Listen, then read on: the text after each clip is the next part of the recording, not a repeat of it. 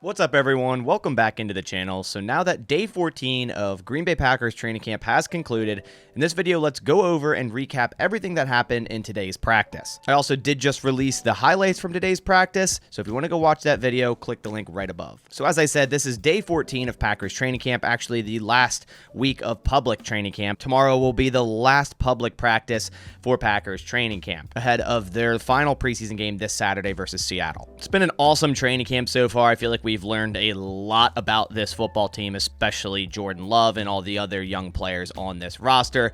I'm just ready for week one, ready for the Chicago Bears. Quickly going over Matt LaFleur's press conference before practice, he said that Eric Stokes is not ready to practice yet. He would not address if PUP is a possibility to start the season. So although Matt LaFleur didn't address it, I do believe Eric Stokes opens the year on PUP and misses the first four games of the season. That seems like the most likely scenario. Carrington Valentine has jumped right onto the scene, giving the Packers a little bit more flexibility there to not really have to rush Eric Stokes back. And they definitely want to make sure he's up to 100%, so missing the first four games of the season on PUP wouldn't necessarily be a bad thing. The Packers have a decent amount of depth in that cornerback room, and the fact that Eric Stokes hasn't practiced at all yet just likely shows that he's just not ready yet. LaFleur had some good things to say about rookie safety Anthony Johnson Jr. Quote, "He's done a nice job. He has the athleticism we are looking for. You can see his range." Then he added that they want to see more progress on special teams. So pretty high praise from Matt LaFleur for a 7th round rookie here at safety. And a lot of people don't have Anthony Johnson Jr. on their 53-man roster.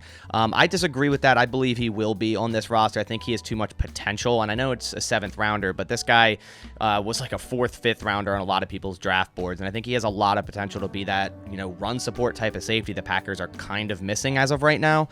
So I think it would be too much of a risk to try to get him onto the practice squad, and I think he does make this roster as like the 5th safety behind Owens, Moore, Ford, and Savage. Now let's go over the injury updates from today's practice. The most important one was that Rashawn Gary practiced in team sessions. So we saw the past couple of weeks he's only been doing individuals, and we kind of were sitting here wondering, when will Rashawn Gary practice in team sessions? He did today, and it just really bodes well for him potentially playing week one, which I think is insane. I feel like a few months ago, we all thought there's no way Rashawn Gary plays week one, yet here we are. He's practicing in teams and had a nice day of practice as well. He looks like his normal self, which is crazy to say.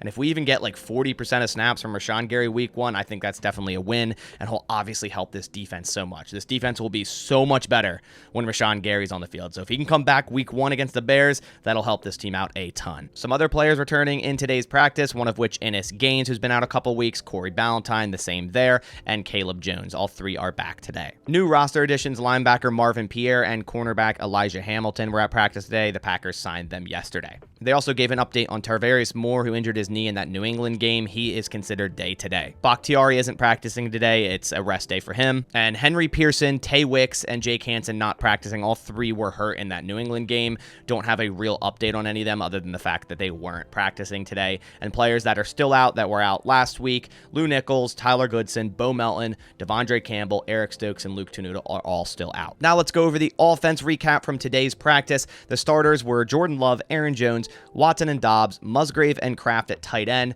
As for the offensive line, Rasheed Walker again started at left tackle. We saw him start against the Patriots at left tackle and did an excellent job. Was the highest graded Packers offensive lineman, had an 88.4 pass blocking grade via PFF, and I thought he did excellent against the Patriots. And Matt LaFleur said we really wanted to see what he could do against a starting defense, and I think he passed those tests. So he got another start today in Packers practice. So Josh Nijman didn't get the start with Bakhtiari out like we were used to seeing. Today it was Rasheed Walker, then Elton Jenkins at left guard, Josh Myers at center, John Runyon Jr. at right guard, and Zach Tom at right tackle. So no surprises there. Going into week one, I feel like the offensive line's already solidified. Bakhtiari at left tackle. Then we got Elton at left guard, Myers at center, Runyon Jr. at right guard, and Tom at right tackle. I feel like that's definitely going to be the starting offensive line. The second team offensive line today, we had Caleb Jones at left tackle as he returned to practice, Sean Ryan at left guard, Empey at center, Royce Newman at right guard, and Nijman at right tackle. So normally, like I said, we'd see Nijman take over at left tackle when Bakhtiari did his rest days, but today he was second string right tackle. Quickly going over the 1v1s for the offensive line, Elton Jenkins had a nice win against Devontae Wyatt, but Devontae Wyatt looked really good in that rep, and he's looking very strong, quick hands.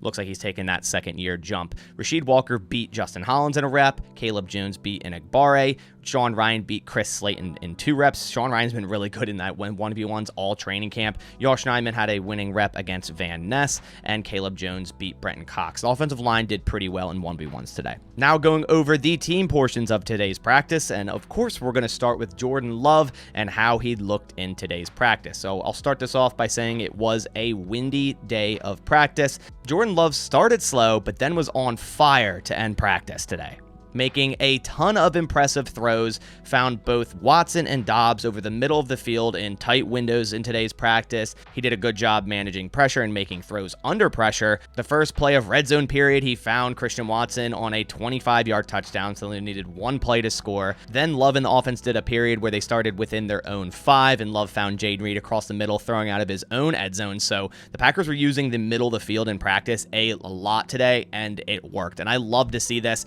We've seen it so far in the 2 preseason games. Jordan Love and the Packers offense utilizing the middle of the field, something that we really didn't see too much with Aaron Rodgers. It seemed like it was always outside of the hashes, isolation type of routes, and it always annoyed me that they neglected the middle of the field. But now the Packers adding players in the draft like Jaden Reed, Luke Musgrave, guys that can really tear up the middle of the field, and Jordan Love will be looking their way a lot this year. And speaking of Jaden Reed, he had a really good practice. Jordan Love and Reed had a good connection today.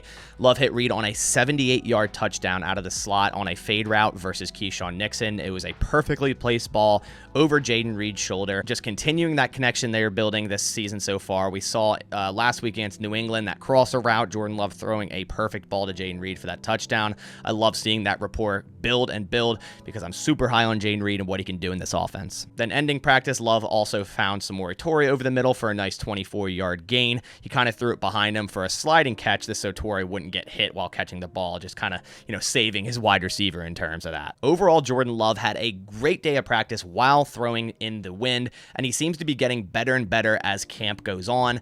I'm so ready for week 1. I think Jordan Love will silence all the haters. It seems like the tides are starting to change in terms of the national media. I feel like a couple weeks ago, everyone was trashing Jordan Love, and now people are starting to see the potential he has, from that New England game and all these practices. It seems like he just keeps growing and growing, and like I said, just ready for week 1 where he can really showcase his talents versus this Bears team. As for other notes on the offense, there was more snapping issues today. It's been a problem all training camp, and we saw that bad snap against New England with Josh Myers. There's another play today where the Packers were in shotgun.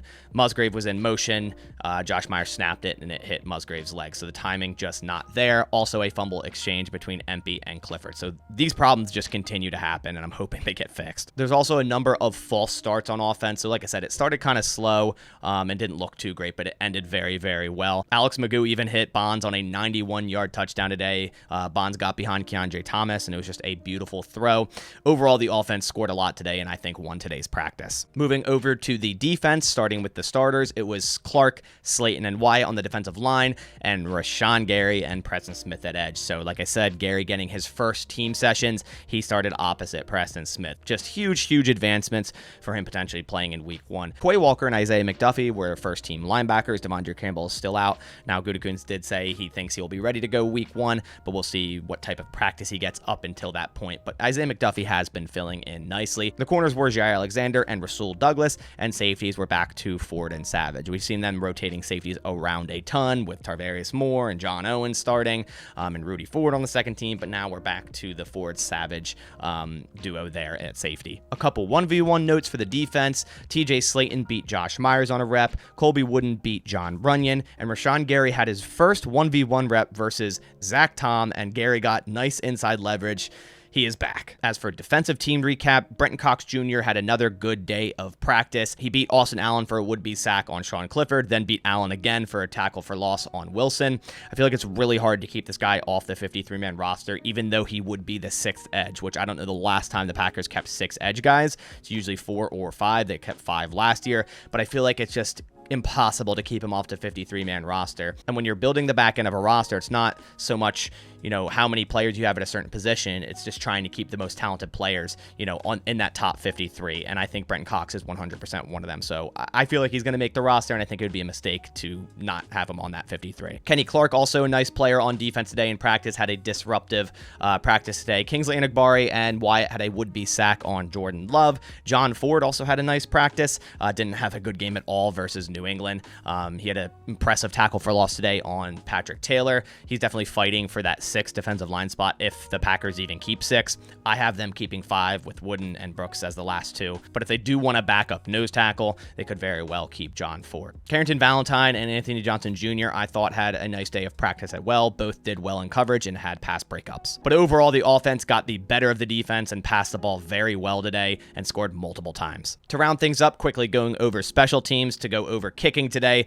Not a good day for Anders Carlson. Now, again, it was pretty windy, but still not a good day. He went 2 for 6 today. He was good from 33 and 47, and he was no good from 45, 51, 52, and 53. Just continuing that inconsistency in that kicking room for Anders Carlson. Had a really nice game against New England, including that 52-yard field goal, and then we see him in practice today missing 4 out of those 6 kicks. So again, consistency a big issue for Carlson. But that about does it for the recap of day 14 of Packers training camp. Again, there's a practice tomorrow, the last one open to the public, so be on the lookout for highlights and recap tomorrow as well. And if you're a new viewer here, definitely go down and click that subscribe button to stay in the loop. Everything Green Bay Packers, news, analysis, updates, live streams, all of that will be right here on the channel throughout the entire offseason and regular season. But that about does it for this video. If you enjoyed it, please leave a like down below, but I'll catch you on the next one. Thanks for watching, and as always, go Pack Go.